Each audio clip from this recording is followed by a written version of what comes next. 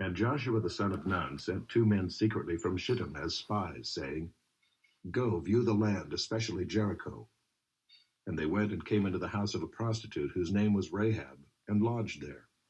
And it was told to the king of Jericho, Behold, men of Israel have come here tonight to search out the land.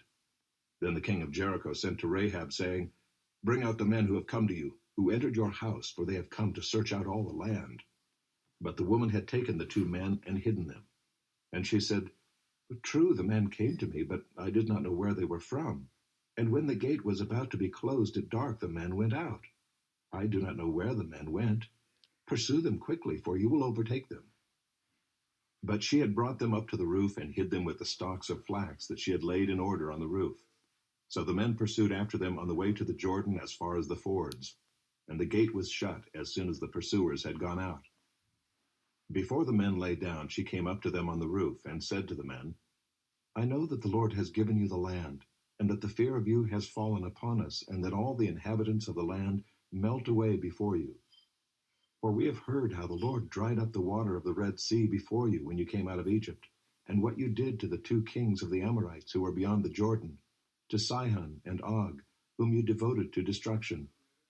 And as soon as we heard it, our hearts melted, and there was no spirit left in any man because of you. For the Lord your God, he is God in the heavens above and on the earth beneath. Now then, please swear to me by the Lord that, as I have dealt kindly with you, you also will deal kindly with my father's house, and give me a sure sign that you will save alive my father and mother, my brothers and sisters, and all who belong to them, and deliver our lives from death. And the men said to her, Our life for yours, even to death. If you do not tell this business of ours, then when the Lord gives us the land, we will deal kindly and faithfully with you. Then she let them down by a rope through the window, for her house was built into the city wall, so that she lived in the wall. And she said to them, Go into the hills, or the pursuers will encounter you, and hide there 3 days until the pursuers have returned. Then afterward you may go your way. The men said to her, We will be guiltless with respect to this oath of yours that you have made us swear. Behold, when we come into the land, you shall tie this scarlet cord in the window through which you let us down, and you shall gather into your house your father and mother, your brothers, and all your father's household. Then if anyone goes out of the doors of your house into the street, his blood shall be on his own head, and we shall be guiltless. But if a hand is laid on anyone who is with you in the house, his blood shall be on our head. But if you tell this business of ours, then we shall be guiltless with respect to your oath that you have made us swear. And she said, According to your words, so be it. Then she sent them away, and they departed, and she tied the scarlet cord in the window. They departed and went into the hills, and remained there 3 days until the pursuers returned.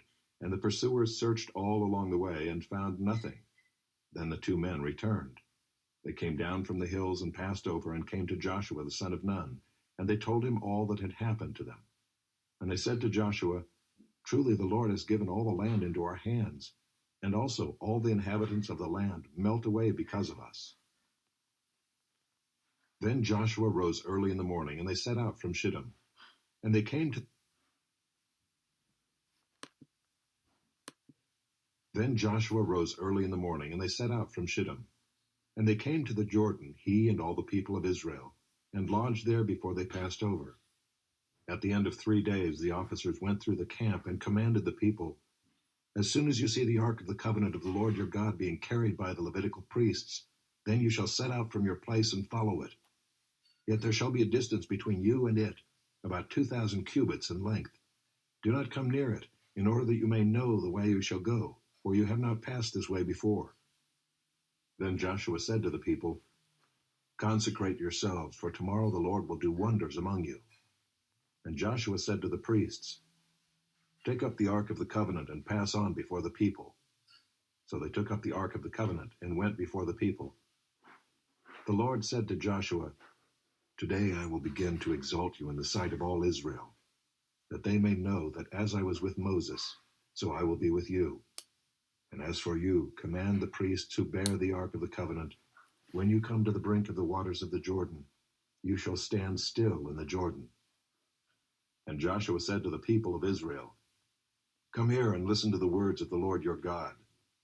And Joshua said, Here is how you shall know that the living God is among you, and that he will without fail drive out from before you the Canaanites, the Hittites, the Hivites, the Perizzites, the Girgashites, the Amorites, and the Jebusites.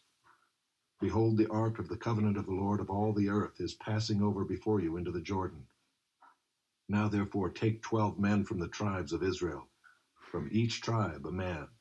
And when the soles of the feet of the priests bearing the ark of the Lord of all the earth, shall rest in the waters of the Jordan, the waters of the Jordan shall be cut off from flowing, and the waters coming down from above shall stand in one heap.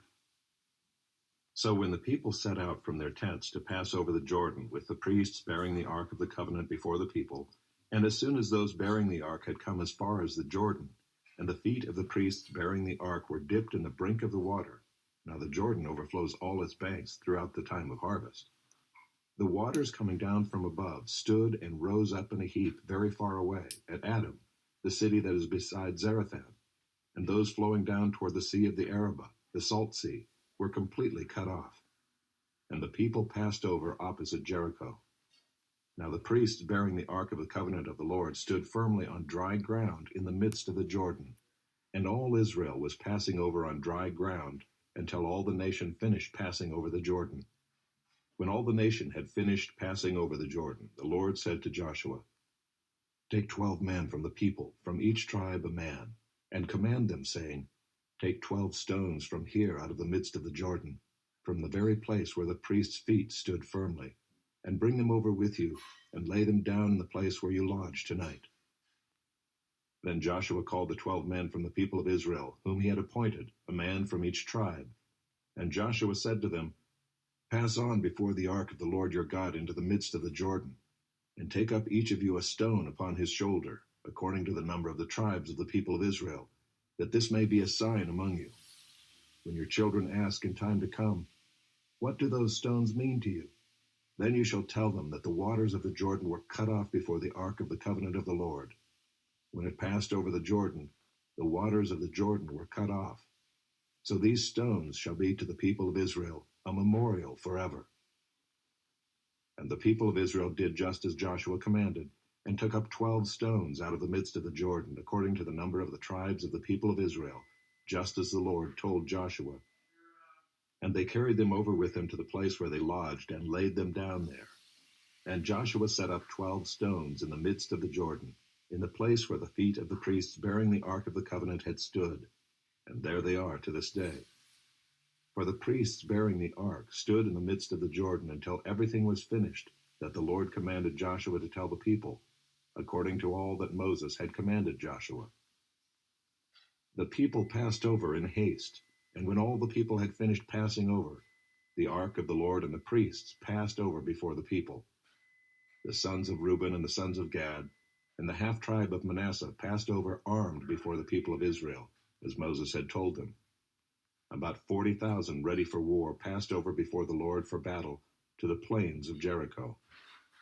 On that day the Lord exalted Joshua in the sight of all Israel, and they stood in awe of him, just as they had stood in awe of Moses all the days of his life.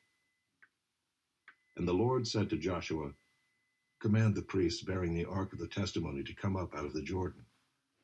So Joshua commanded the priests, Come up out of the Jordan.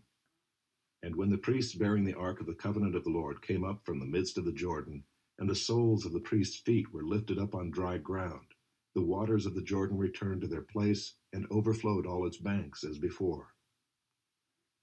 The people came up out of the Jordan on the 10th day of the first month, and they encamped at Gilgal on the east border of Jericho.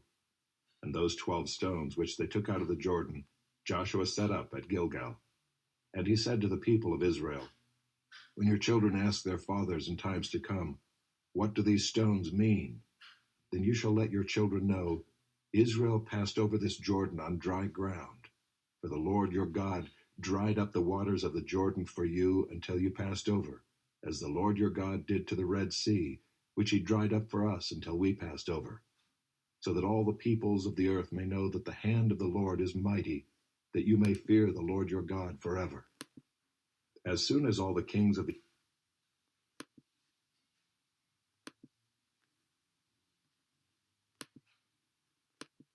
A psalm. Oh, sing to the Lord a new song, for he has done marvelous things. His right hand and his holy arm have worked salvation for him. The Lord has made known his salvation. He has revealed his righteousness in the sight of the nations. He has remembered his steadfast love and faithfulness to the house of Israel. All the ends of the earth have seen the salvation of our God. Make a joyful noise to the Lord, all the earth. Break forth into joyous song and sing praises. Sing praises to the Lord with a lyre and the sound of melody, with trumpets and the sound of the horn. Make a joyful noise before the King, the Lord. Let the sea roar and all that fills it, the world and those who dwell in it. Let the rivers clap their hands. Let the hills sing for joy together before the Lord, for he comes to judge the earth. He will judge the world with righteousness and the peoples with equity. The Lord reigns, let the peoples tremble.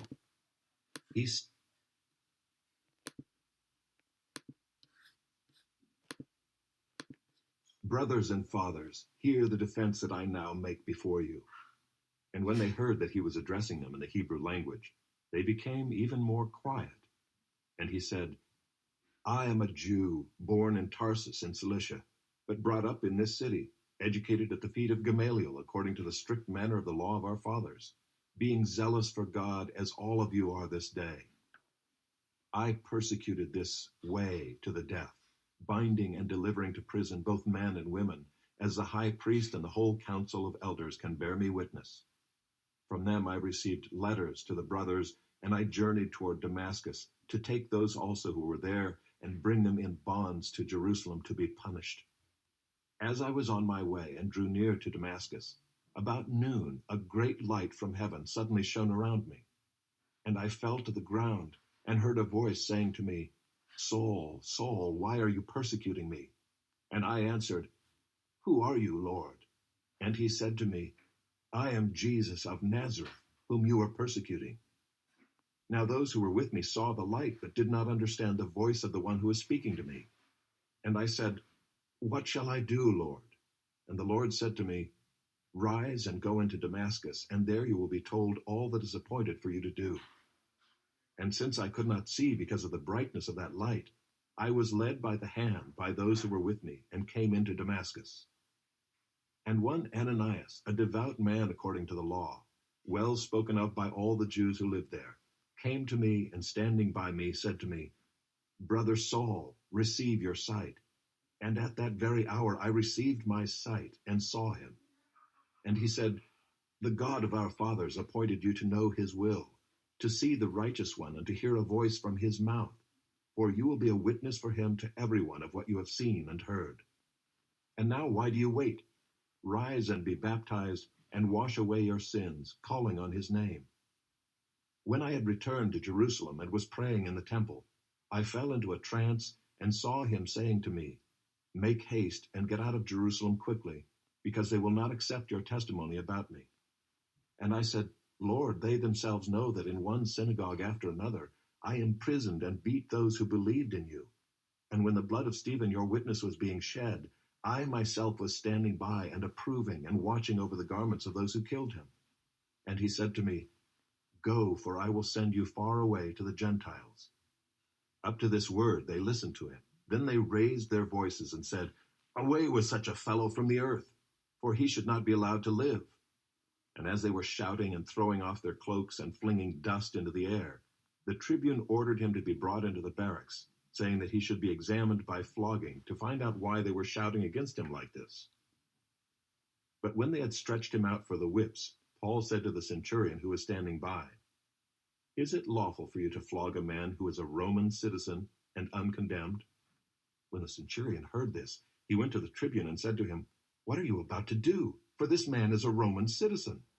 So the tribune came and said to him, Tell me, are you a Roman citizen? And he said, Yes. The tribune answered, I bought this citizenship for a large sum. Paul said, But I am a citizen by birth. So those who were about to examine him withdrew from him immediately, and the tribune also was afraid, for he realized that Paul was a Roman citizen and that he had bound him. But on the next day, desiring to know the real reason why he was being accused by the Jews, he unbound him and commanded the chief priests and all the council to meet, and he brought Paul down and set him before them. And looking